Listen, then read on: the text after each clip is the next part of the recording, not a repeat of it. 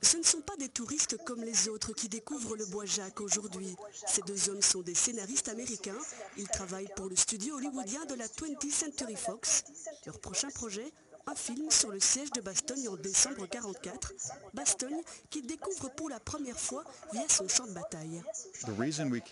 La raison pour laquelle on est venu ici, c'est que c'est une chose de s'asseoir et d'écrire un scénario sur un film à propos de quelque chose qui s'est passé en Europe.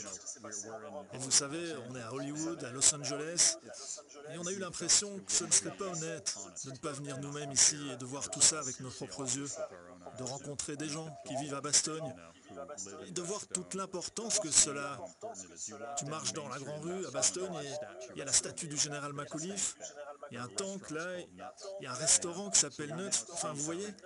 Donc maintenant, on sait toute l'importance que cet événement a dans l'histoire et que ça a vraiment eu lieu. Donc je pense que ça va vraiment nous aider à écrire un très bon film sur le siège de Bastogne.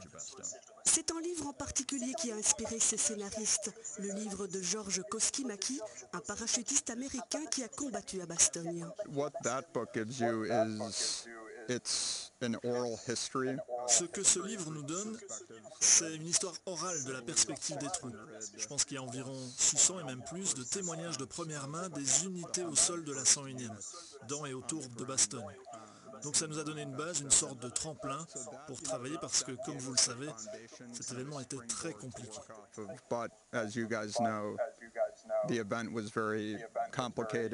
Pendant 6 jours, ces Américains ont donc parcouru la région avec un guide. Ils ont fait de nombreux arrêts, se sont imprégnés de l'atmosphère sans oublier de prendre des notes.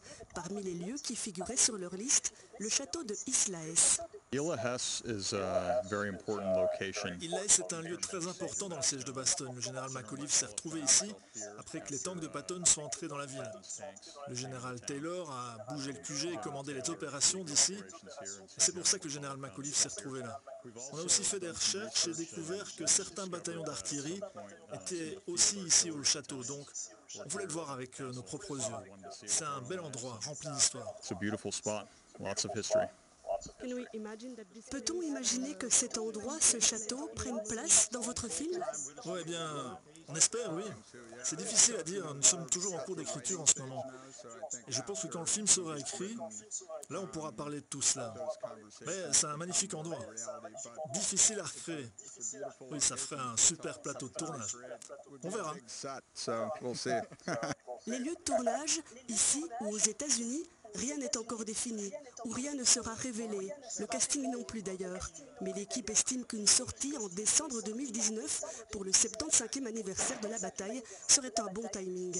À Bastogne, les autorités ont appris la nouvelle de ce projet un peu par hasard, ils s'en réjouissent. C'est vrai que les retombées de films ou de séries qui sont tournées dans la région ou inspirées du champ de bataille de Bastogne ont des retombées non négligeables sur le commerce et le tourisme dans la région. On pense notamment à la série Frères d'armes, Band of Brothers, qui a été réalisée il y a plus ou moins 15 ans maintenant et qui chaque année encore attire des dizaines et des dizaines de milliers de visiteurs dans le Bois-Jacques, au Mardasson, au Bastogne War Museum ou ailleurs dans la ville. Et les lieux de mémoire, les musées, faisaient aussi partie du programme de ces visiteurs un peu exceptionnels. Liberty Road, c'est le titre qui est envisagé pour ce film, La Voie de la Liberté. Un film qui pourrait bien rencontrer un certain succès. Ces scénaristes ont en tout cas beaucoup d'ambition.